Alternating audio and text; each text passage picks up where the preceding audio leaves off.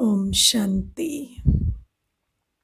Let's remember Baba for some time first.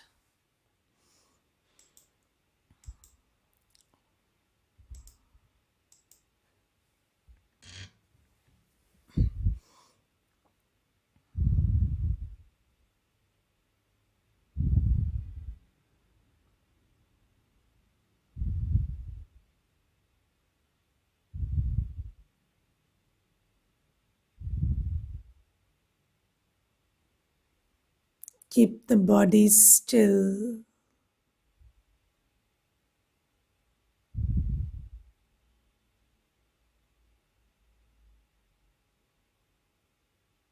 And become aware of your true self.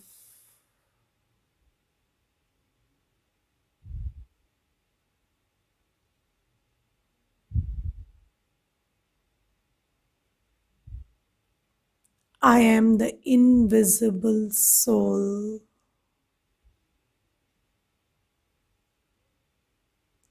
In this physical body.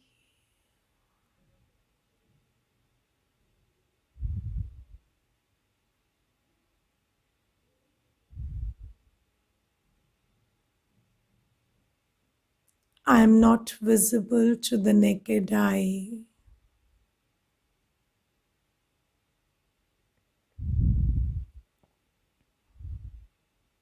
It is interesting how the real is invisible.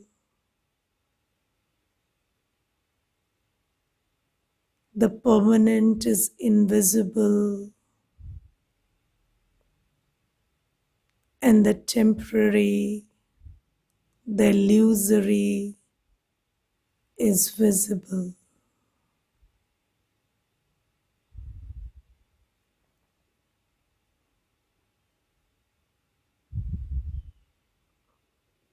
Through my third eye, the eye of awareness and understanding, I see myself as the tiny star sitting behind the eyes in this body.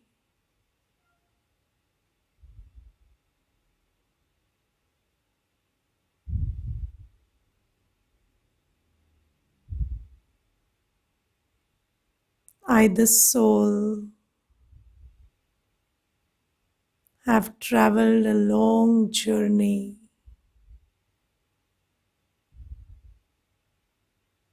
This is my 84th body.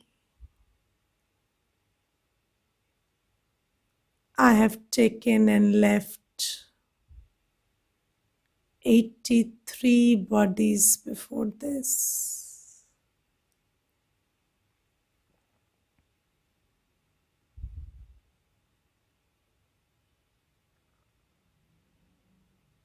I have been through so many countries and cultures and religions.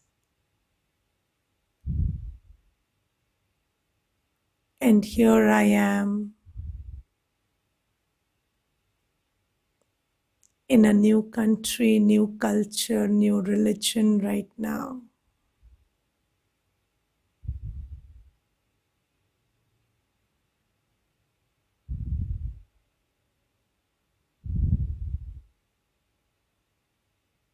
Let me sit in this moment and go back to my original culture, my original state, my original religion.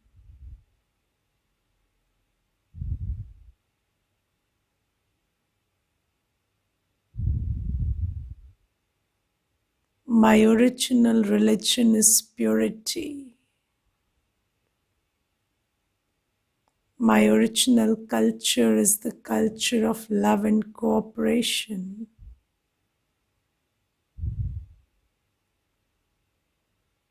Remember that time when you were ignorant of vices.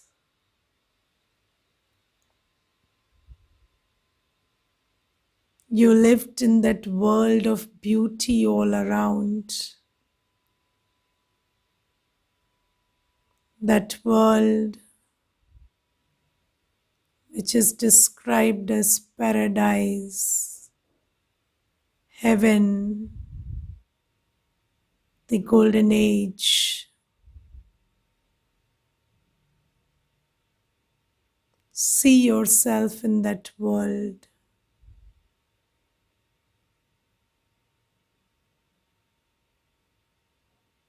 All around me,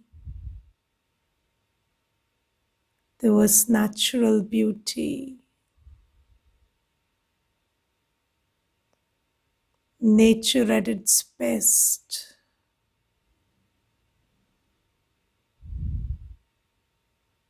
There was a culture of non-violence.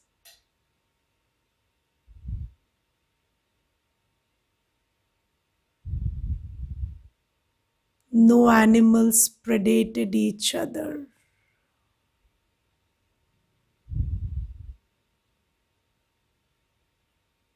Look at yourself in that world. When you were ignorant of vices,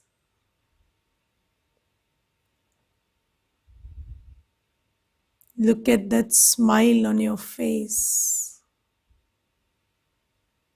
the smile of innocence, the radiance of purity. Your mind absolutely still and full of joy, completely peaceful, calm and still. No trace of disturbance in the mind. No trace of impurity in the world.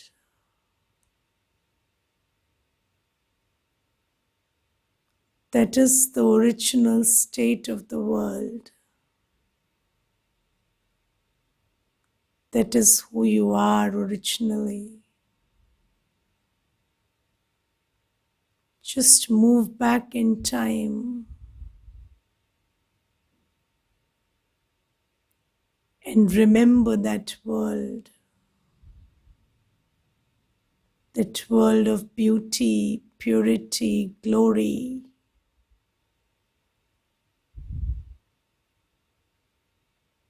The body glistened like gold.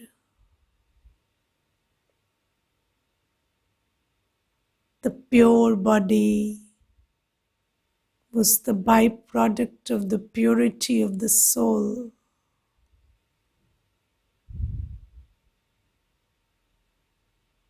Sit with these thoughts for some time.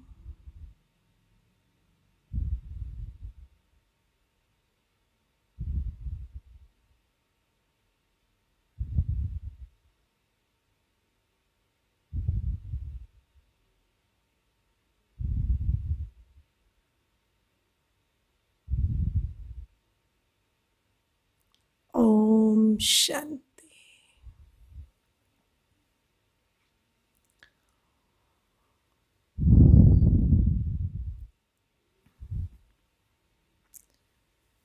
So, we have all heard about that saying, ignorance is bliss.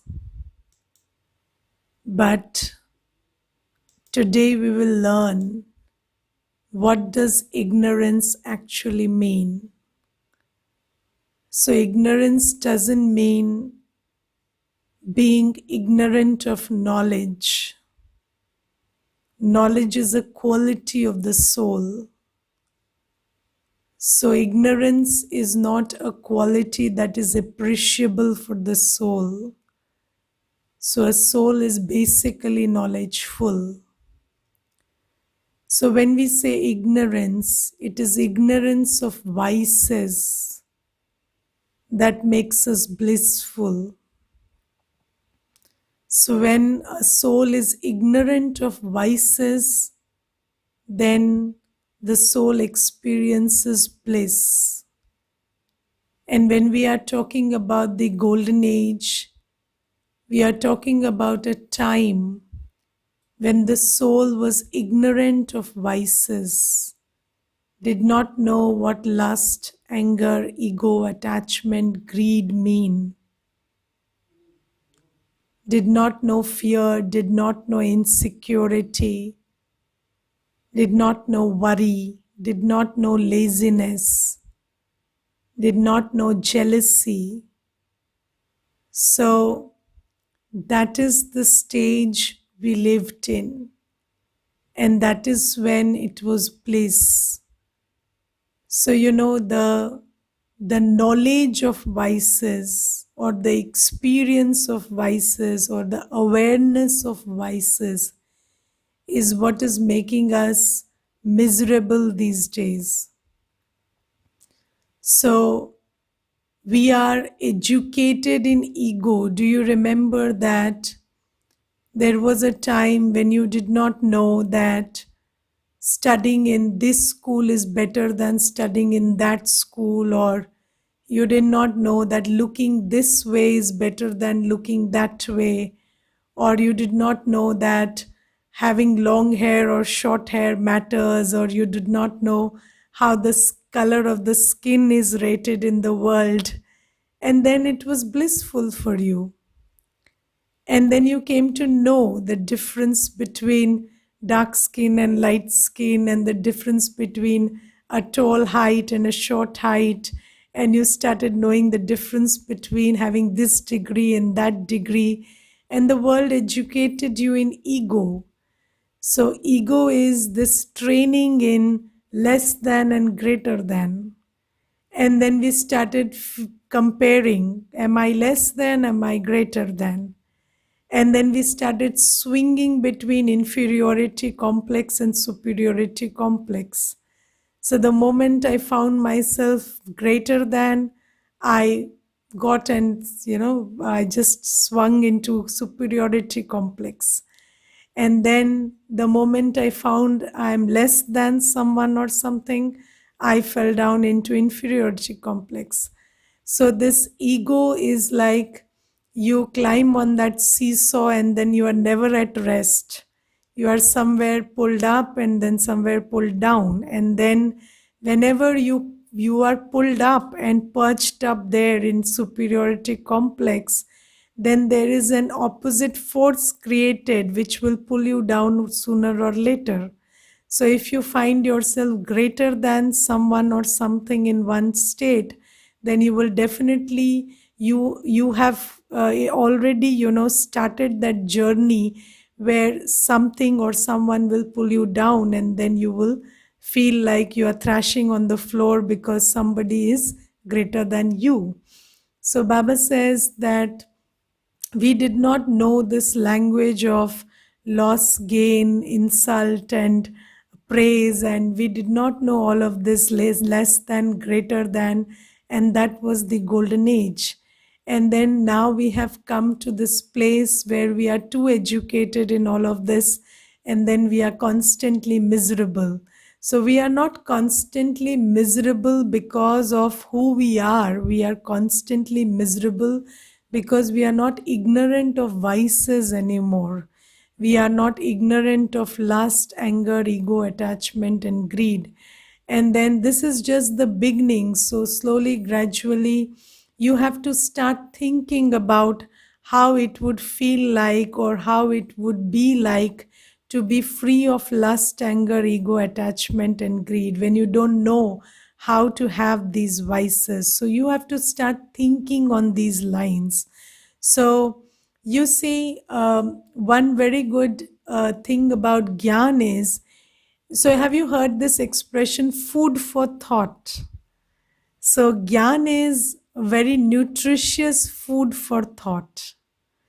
So there is junk food all around for thought also. So you feed on different kind of food for thought, and then most of the time the things that you're feeding your mind with are making it very, very unhealthy. But then if you feed on gyan, if you just take these points that I give you in the class and then reflect on it whenever you are free, then you will feel very, very nourished. So you start thinking about what an egoless state is like, and then you start practicing it in the laboratory of your mind, and it makes you very, very calm to experience that egoless state, or a state where there is no attachment. So if you start thinking about you in a mental state where there is no attachment, then it makes you feel wow, and you feel like attachment is so free. So being in a state which is free of attachment is so liberating. So you are with everything and everyone, and then you don't miss anything or anyone, or you are with them but you are not affected by their turbulences, and it is beautiful. So you have to start thinking about what these things you think mean to you, and that is what you do in meditation. So the first and the most important step of meditation is reflection on positive, powerful ideas. So Baba gives us these positive, powerful ideas about the soul world, about the golden age, about who Baba is, about our original stage. And when we take these ideas and churn over them, then you get something which nourishes the soul. Just like when you churn the curd or the milk, you get butter. So this is called manthan. So when you churn your mind on these positive, powerful ideas, then you get that nourishing butter that makes the soul feel very nourished.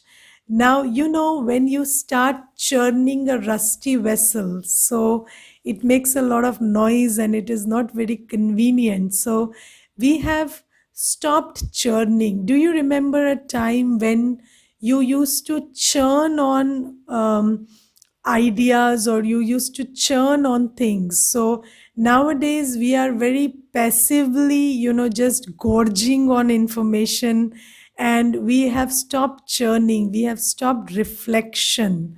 So we are more into formula thinking. Okay, this one said this is like this one said that is like that. But reflective thinking is very nourishing in nature. So you must start reflection rather than, just passively taking in information. Even when you come to Gyan, it is mostly another kind of information that is being given to you. Although this information comes from a spiritual source, still it is just information. But when you churn on this information, which is very powerful and positive information, then you get the health benefits of this information, which is your soul, you, the soul, get nourished with the butter that comes out of that churning. So you have to take these ideas and reflect on them. How many of you are capable of reflection?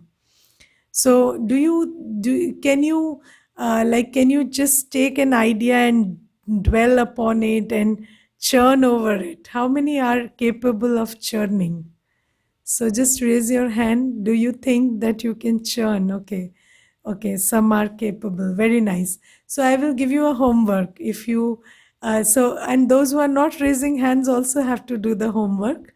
So the homework is, you churn on what you think a state free of ego, attachment, greed, anger, and lust would look like.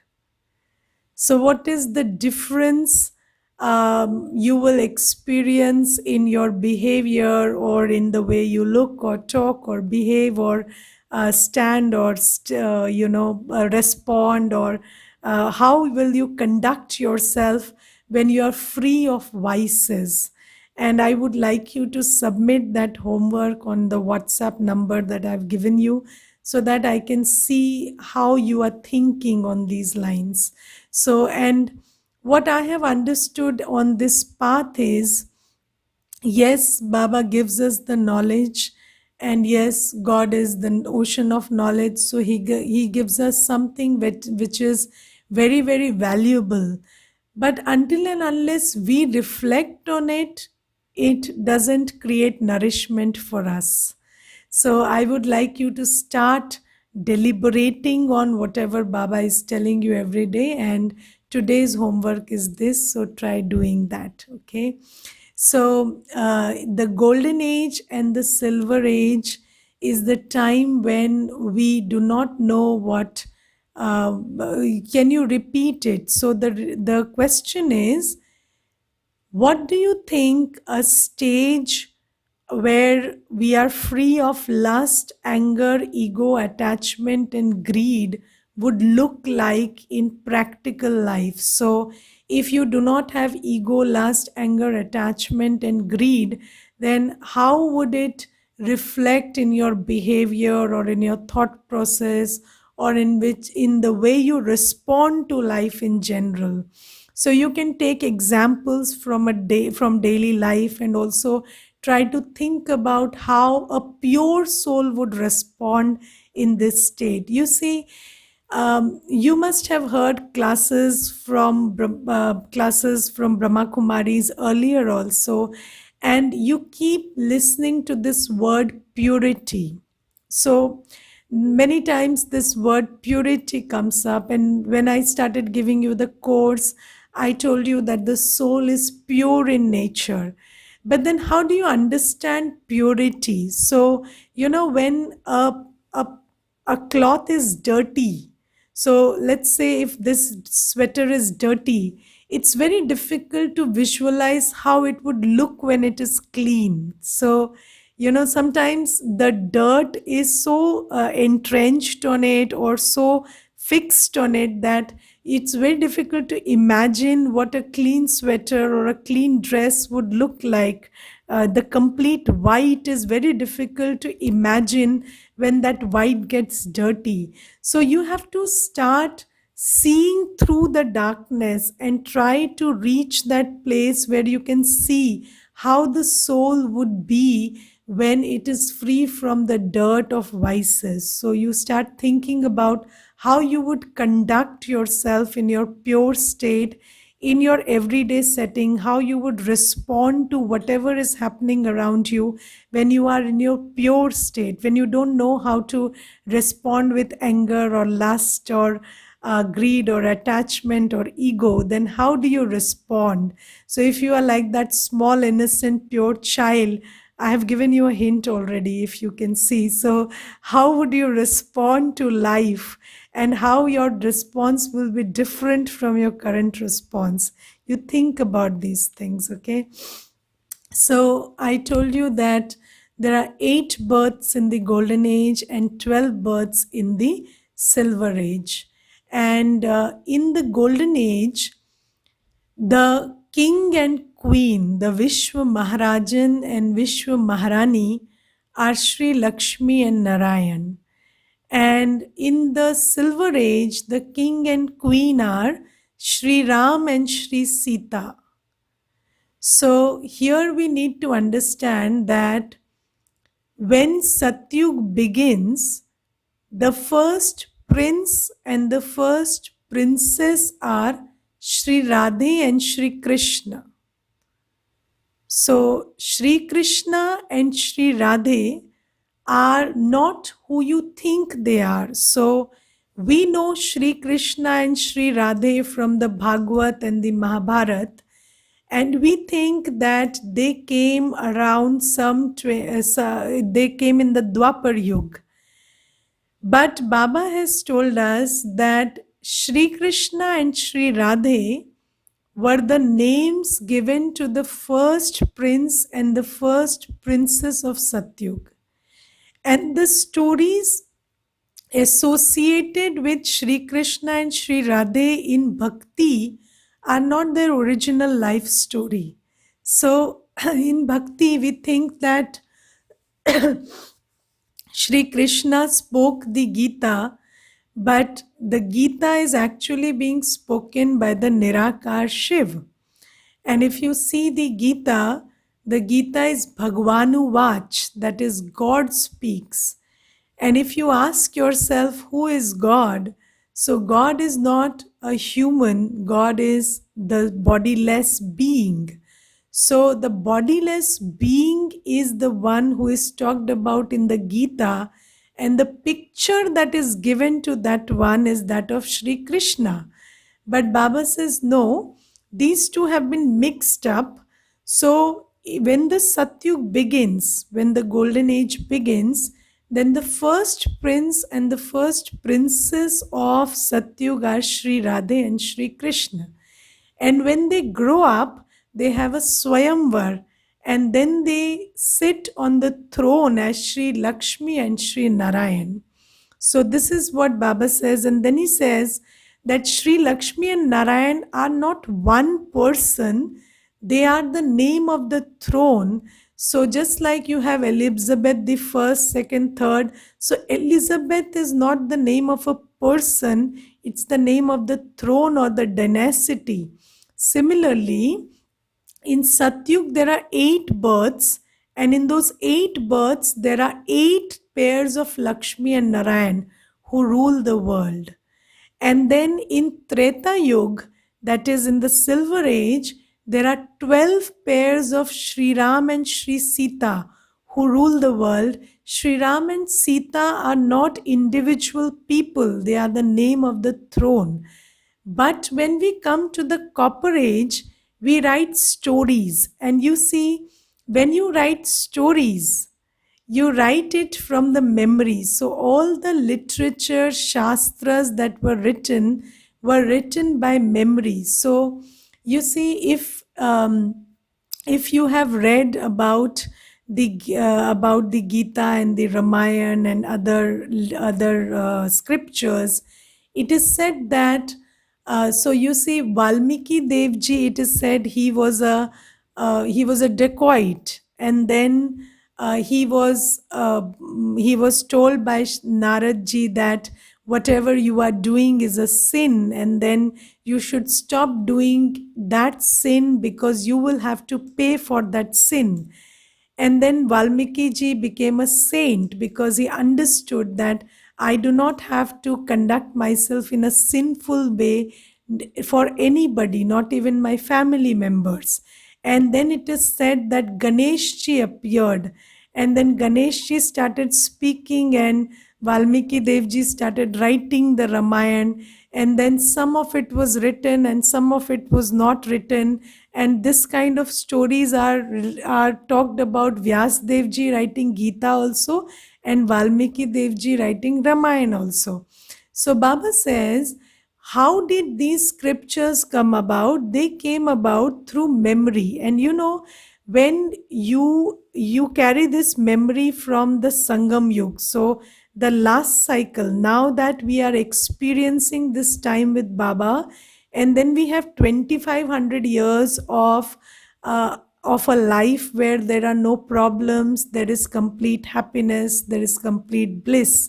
And then when we reach the Copper Age, we write these scriptures, and in these scriptures all these memories get mixed up. And then there is something that we get in which we introduce these names of Sri Krishna, Sri Radha, Lakshmi Narayan, Sri Ram, Sri Sita. But the stories we associate with those names are the stories happening right now. That is in the confluence age. That is when Baba has come and he's teaching us how to win over vices. So Baba says the characters that are shown are a mix of the names of Satyugi characters and Sangam Yugi characters, and then everything is a mix up in the scriptures. So the truth is, aren't scriptures written in golden age or the second age? No, because you only start looking for the truth or seeking the truth when you are uncomfortable or when you have entered into falsehood. So only when the soul gets depleted, the soul loses energy, the soul starts operating under the influence of vices, and the soul start experiencing sorrow. It is only then that they start looking for truth, and it is then that they write the scriptures. So all the scriptures were written in the period from 2500 years to 2000 years back, and this is what recent historians are also saying. So although Baba has been saying this since 1936, these days especially, you see, there are recent historians, very eminent ones, who are doing the research on when these scriptures were written exactly, and they are coming to this conclusion that they were all written between a period which is 2500 years back to 2000 years back. So that is the time. And Baba says that is the time when you started looking for the truth. Why? Because 2500 years, half the cycle had passed. So the soul had lost half its energy. And because that half was lost, so darkness set in, which is vices came in. And when you started conducting yourself viciously, then we started experiencing sorrow, and then we started creating religion to relieve us of our sorrow. So this is when everything started happening. Now Baba says, so Sri Lakshmi and Sri Narayan are the 8 pairs of rulers in Satyug, and Sri Ram, Sri Sita are the 12 pairs of kings and queens that rule in the Silver Age or Treta Yuga, and Sri Krishna and Sri Radha are the first prince and princess of Satyug. Is there a possibility of a pure soul without any vices being born in the Iron Age? See, what you have to understand is, whenever a soul comes from the soul world, it is pure, right? So we come in the golden age, assumably or presupposedly. So we come in the golden age. So we are pure when we come down, and then gradually become impure and impure and impure. And today, the longer we have been, the more impure we are, right? Now, there are many souls who are coming down now. So the population is increasing. So let's say today the population increases by maybe 1 lakh. So when 1 lakh it is increasing in this 1 hour, then those 1 lakh increased is the ones that are coming down from the soul world. So when they are coming down, they are definitely viceless. They are definitely pure. Now, this is why you have you have Mahatmas and pure souls always. So you see some children who are born, and you see since they are born, they are very mischievous, or you can see their vicious traits. But there are some children who are born and they are very, very pure, and that is because they might be the ones that are coming directly from that soul world to here. But there is one thing. So every soul has to perform this journey from pure to impure. Now the ones who came down 5000 years back, they take 5000 years to perform this journey of purity to impurity.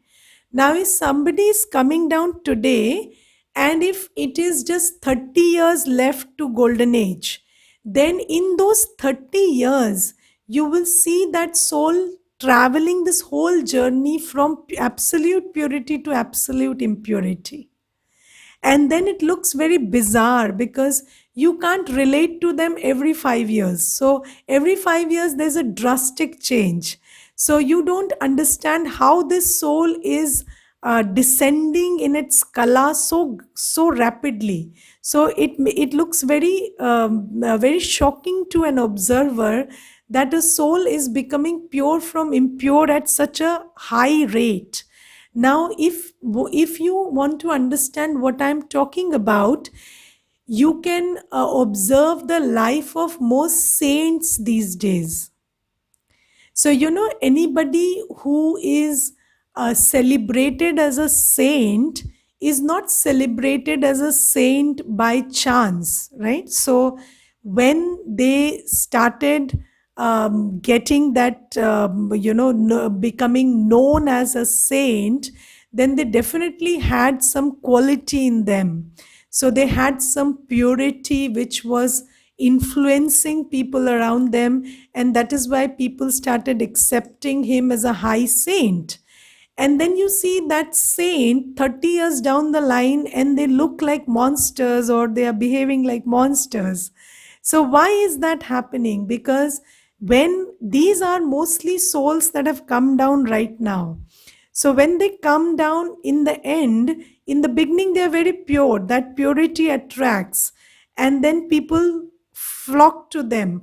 And then slowly, gradually, in this one birth, you see them changing from absolutely pure to absolutely impure. And then people get very shocked seeing this behavior, and then they say that, oh, I didn't expect this from this person or that person. But it is because of the drama plan that all this is happening, so they can't help it. So just like we took 5,000 years to change from absolutely pure to impure, they take just one birth.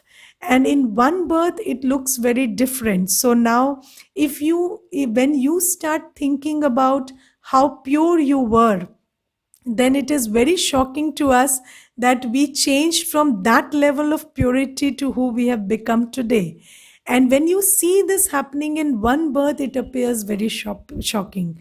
So, this is the journey of the souls that come down from Paramdham or from the soul world at the end. Okay, so this is about the question you asked.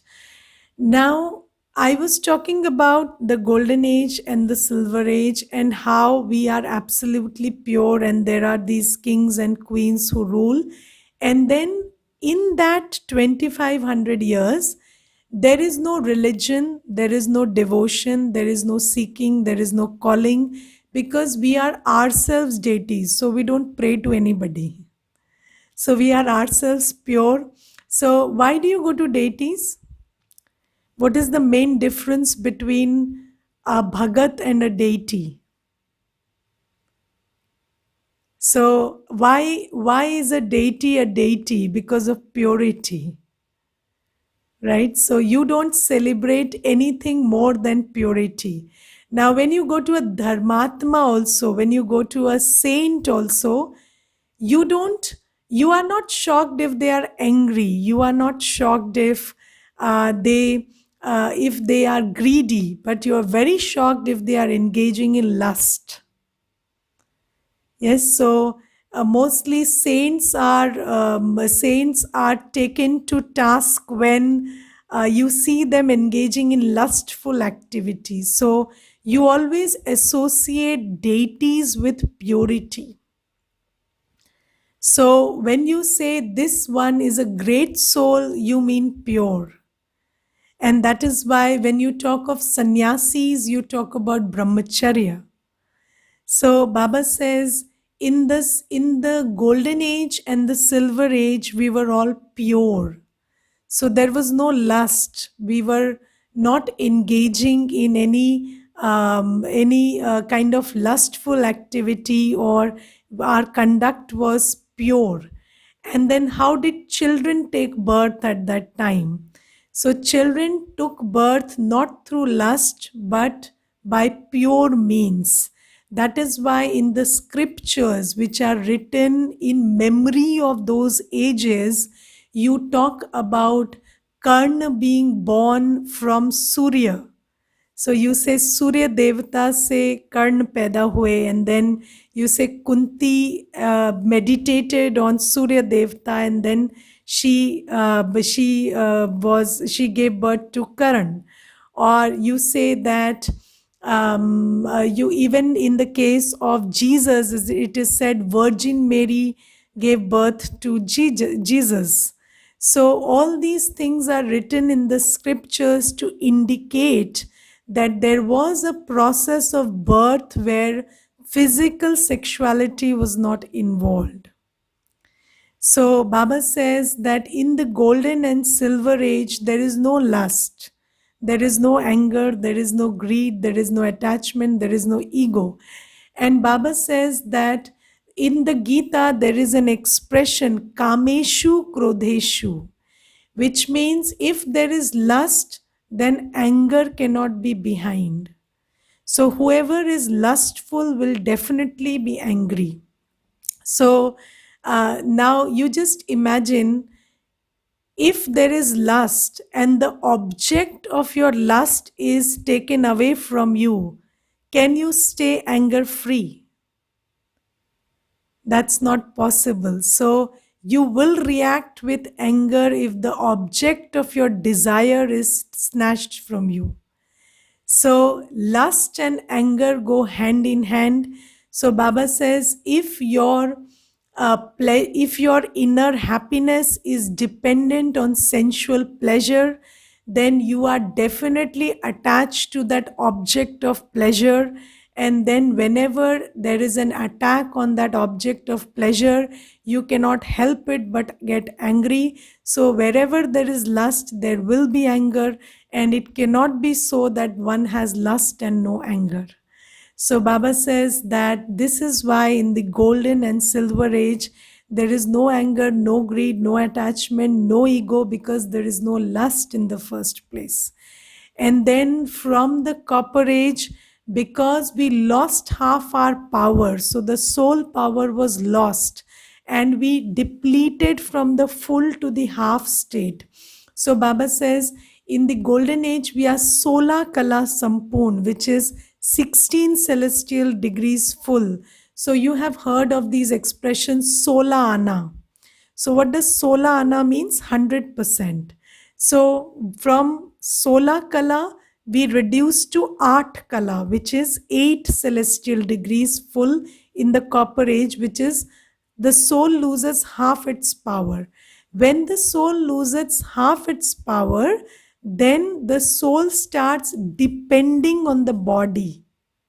So you see that just like if somebody's legs are working properly, then they don't depend on the stick. But if the leg is encountering some problem or some physical pain, then the person is very dependent on the stick. So similarly, the stick is dependence on the body, dependence on money, dependence on property, position, dependence on relationships. And why does this dependence arise in the first place? Because the soul loses half its power. And then Baba says, then you start so you need the body, you need to depend on the body for procreation, you need to depend on things and people and places for happiness, for joy, for purity, for everything. So you, the soul who were capable of experiencing peace, purity, love, happiness on your own, now can only experience it when it is aided by the body, when it is aided by people, when it is aided by places, when it is aided by accomplishments and achievements. So this is what starts happening from the copper age. And then we start thinking that other people are capable of giving me what I am not capable of creating myself. And that is when religion comes into practice. So, you know, the difference between religion and spirituality, the one major difference between religion and spirituality is religion tells you God will give you happiness. God will give you peace. God will give you love. But spirituality tells you, God teaches you, you are love, you are peace, you are happiness. So, religion tells you God will give you all of that, and God tells you you are that. So, this is the major difference. And when you remember religion, you run to God, and when you go to God, you become closer to yourself. So, Baba says that when you form religions, then you outsource everything. So, you say, I will keep doing the negative karma that I am doing, and then you give me happiness, you give me peace, you give me love, you give me bliss, you give me power. And then you start thinking that the source of all these things is people, places, and accomplishments, achievements, and acquisition. So then God must be giving you relationships and money and things, and God must be giving you a big flat and big position so that you feel powerful, loveful, happy, blissful. But so we start pursuing religion for this. And in that picture of the staircase, there is a chronology of how this religion starts taking different forms.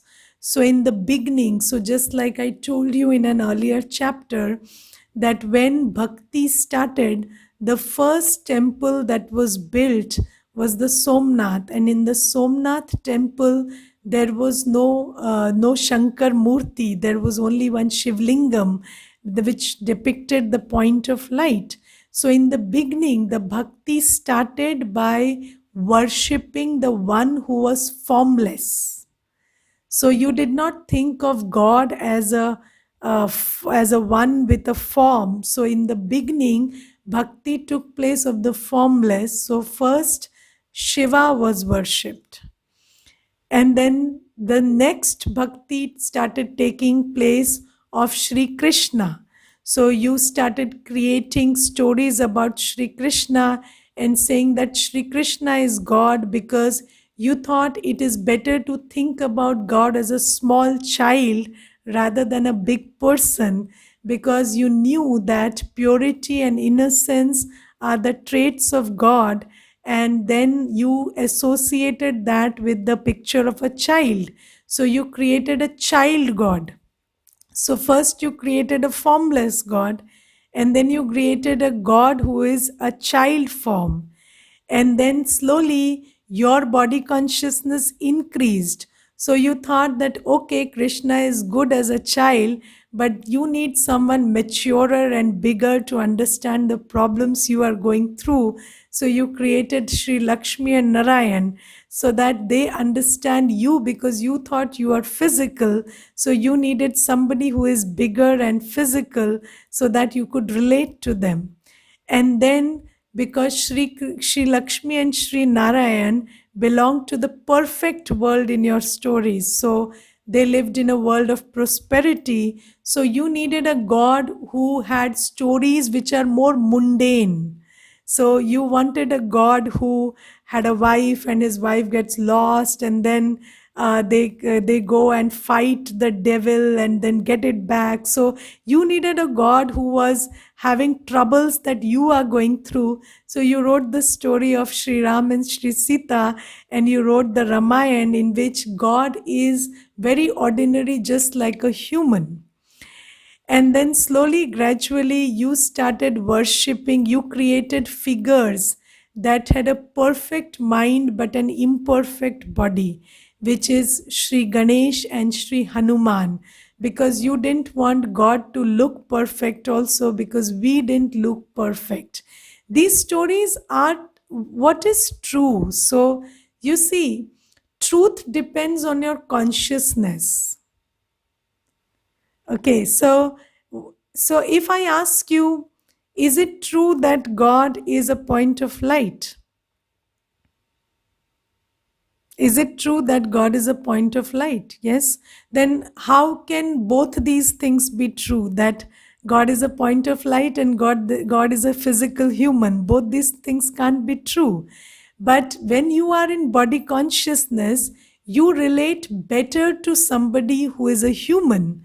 So you start representing God in a human form. So these stories are creations. These stories are creations of a body conscious mind, and these stories were not created with evil intent or anything, but it was a product of the consciousness at that time. So, if you write a story about God, you write it from your own consciousness. So, when Dwapar Yug came, we all became body conscious. So, we started writing stories about God who was physical. So yes, there is There is no story like God coming and fighting the Ravan like it is written in the scriptures. But then you need to ask yourself, do you think there is one physical Ravan? So is Ravan a person? So Ravan is also not a person. Ravan is an impersonation of vices. Similarly, God is not a person. God is the embodiment of virtues. So God doesn't kill Ravan by inserting a dagger into his stomach or something. So you see, God kills Ravan by raising our consciousness and letting us know that you are not vicious, you are pure. So these stories are symbolic. Yes, so everything written is true. God does perform that act, but it is now, and there is no physical Ravan, and God doesn't have a physical body like that of Ram. God comes, He talks, and He gives us the knowledge to kill the Ravan that is within. So these are the meaning of the stories. Yes. So then you see, we started creating God as an imperfect body and and a perfect soul, which is Ganesh and Hanuman. And then slowly, gradually, we started worshipping nature because we thought that nature is what is giving us more than God is giving us.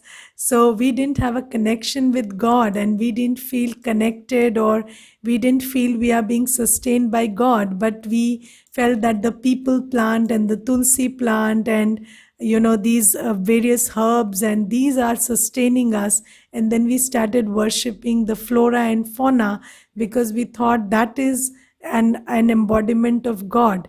And then we started creating idols, and we thought these are gods. So these are the ways in which we started different forms of worship depending on our consciousness. And then at the end, God comes and reveals Himself as He is, and also tells us who we are in our true state. And then we sit with Baba, we go back to being ourselves, and then the cycle again turns. So, this is the journey of our 84 births. Fine. Now, from tomorrow, we will start understanding about powers. And now that God has come and adopted you, the least you can do in reciprocation is stick to Him. So pay attention to these classes and let God hold your hand and guide you ahead. Okay. Now my WhatsApp number is 9958, not 9998, 9958372639. Okay. 9958372639. Please send your answers today on that number. Om Shanti. Let's meditate for a few seconds.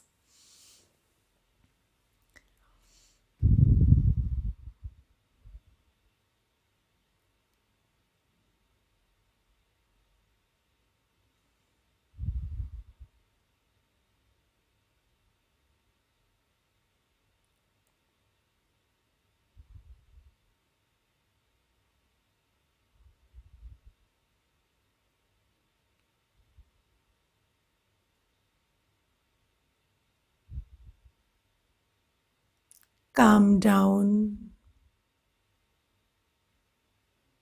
and allow your body to relax.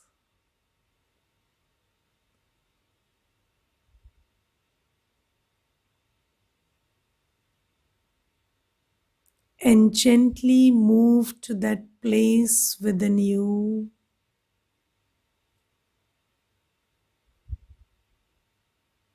which is absolutely still and quiet.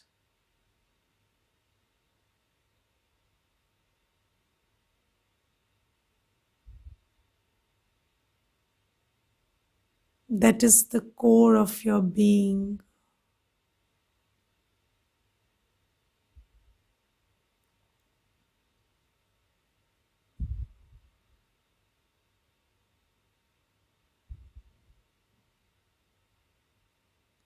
anchored in the core of my being.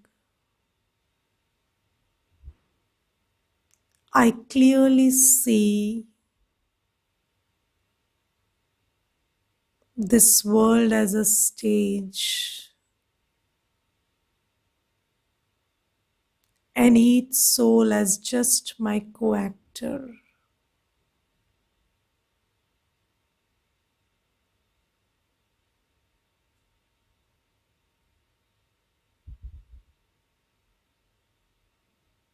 I also see that I truly and fully belong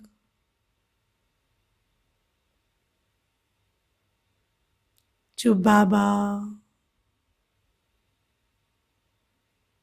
my supreme parent. In this moment, I feel connected with that powerhouse and experience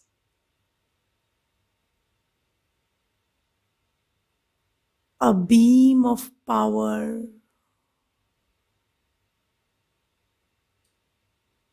coming from that powerhouse and entering me.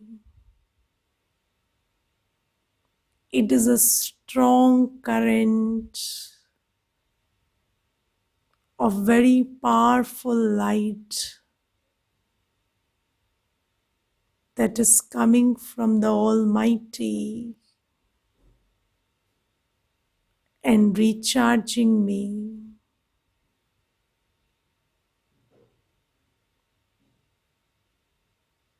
Just sit in this awareness of that strong current of powerful light with inner power. As I sit in this connection, I draw the light and might of God into myself.